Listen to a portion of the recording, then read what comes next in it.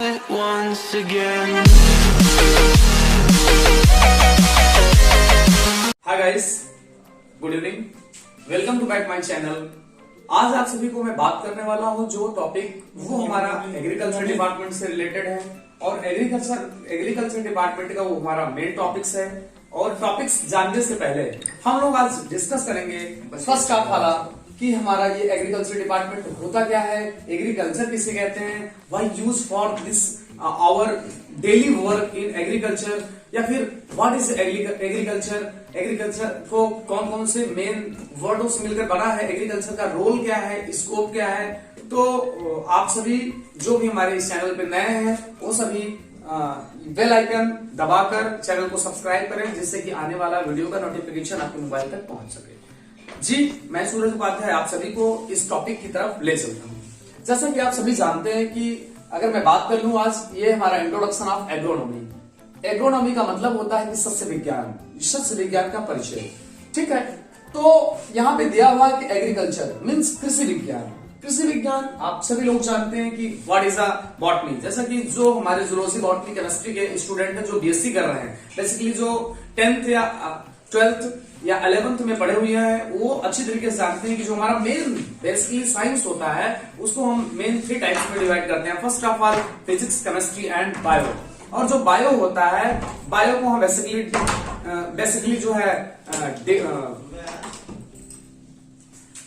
जैसा कि आप जानते हैं कि agriculture student give rice Latin word means ये दो मेन, अगर इसका हम संधिविच्छेद करते हैं, इस वर्ड्स को ब्रेक करते हैं तो आप देख सकते हैं agriculture, I mean agri and culture.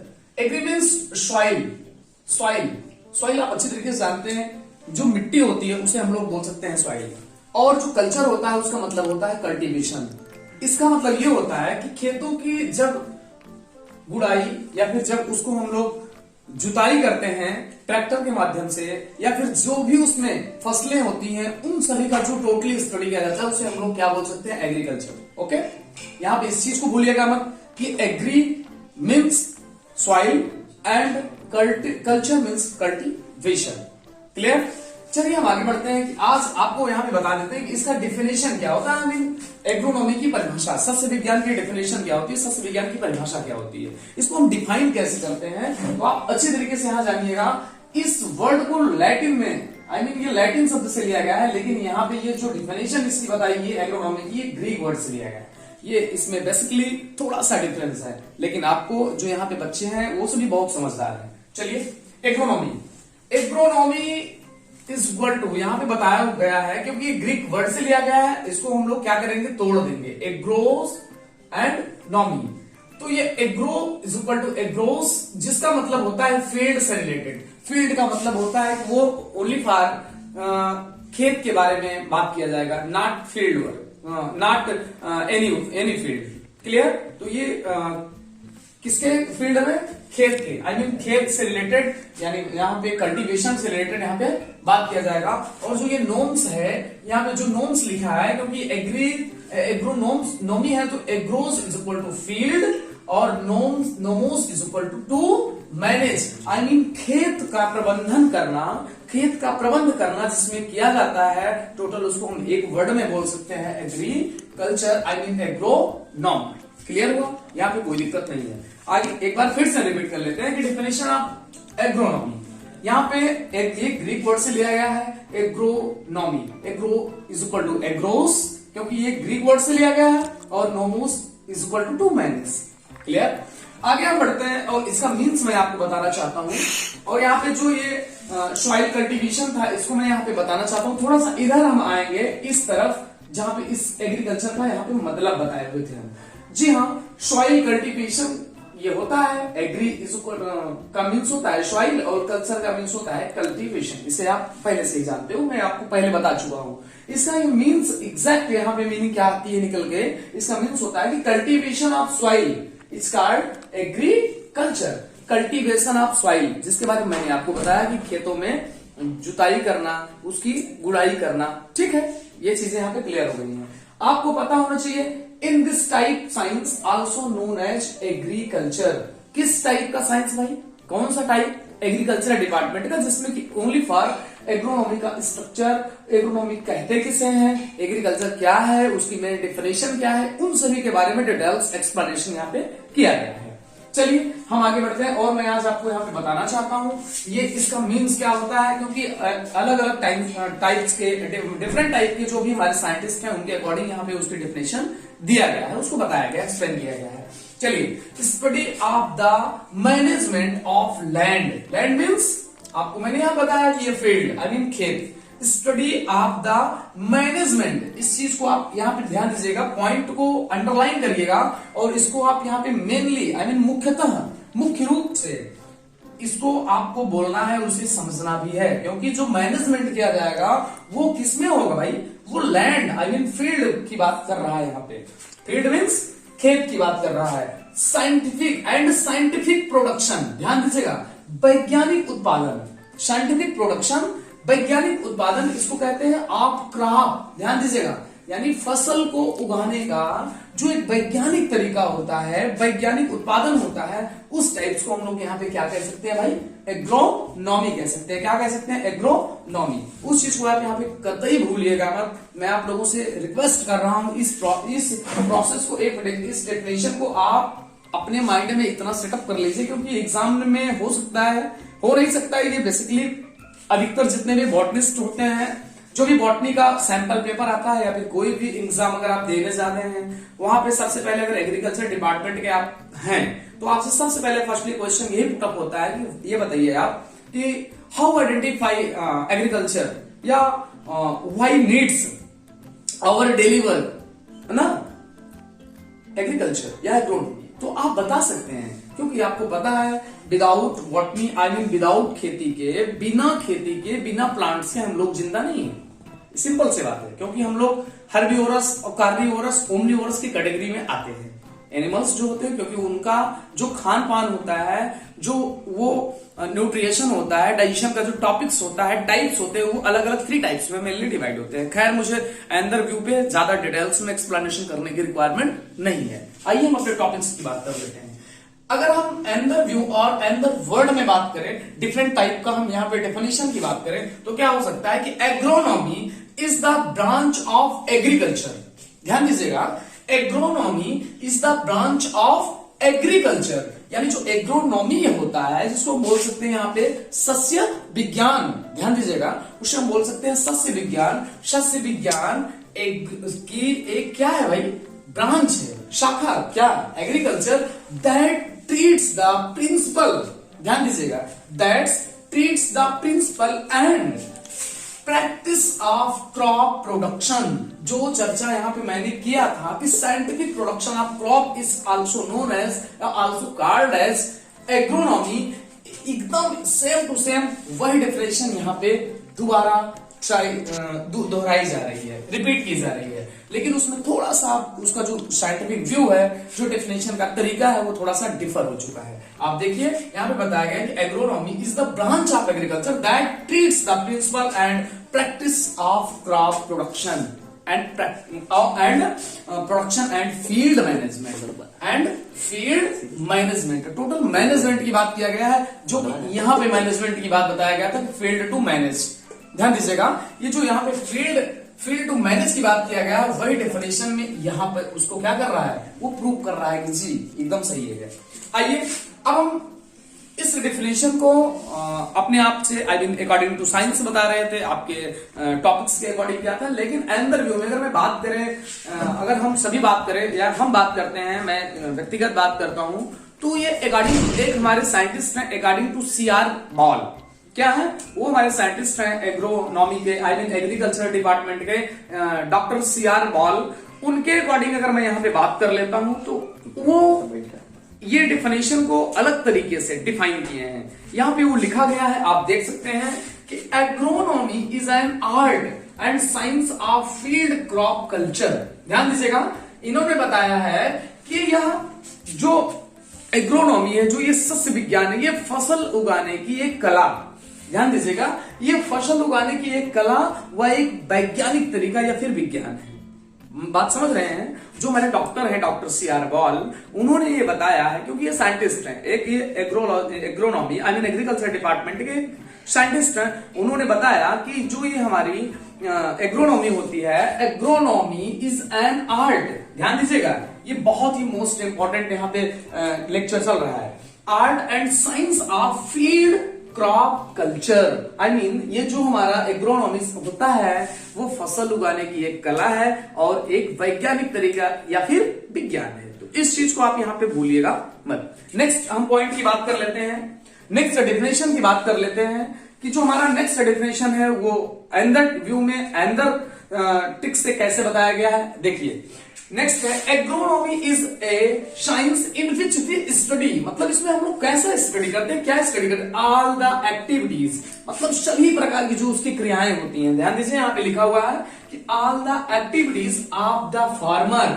Farmer means जो कृषक होता है, जो किसान होता है, उसके बारे में यहाँ पे ऑल टाइप्स का जो एक्टिविटीज होता है, जो उसका कार्य करने का तरीका होता है, वो मैनेज कैसे कर रहा है, उसमें सिंचाई कैसे कर रहा है, उसमें गुड़ाई कैसे करता है, वो उसमें जुताई कैसे करता है, ट्रैक्टर से कैसे उसको मैनेज करता है, किस सीजन में कौन कौन से प्लांट्स का वहां पे ग्रो होगा, कैसे प्रोडक्शन होगा, उसके बारे में टोटली जो डिटेल्स में नॉलेज करवाता है वो कौन है भाई, वो साइंस है।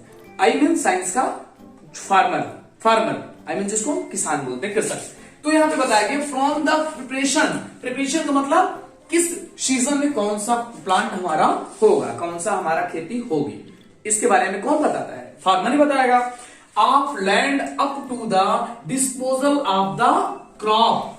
क्लियर है, जैसे आलू आपको बोना है, उसकी क्रॉप का प्रोडक्शन आपको अच्छी चाहिए, उसका प्रोडक्शन अच्छा होना चाहिए, तो आपको क्या चाहिए, जो उसका सीड्स हो वो भी बेटर क्वालिटी का होना चाहिए।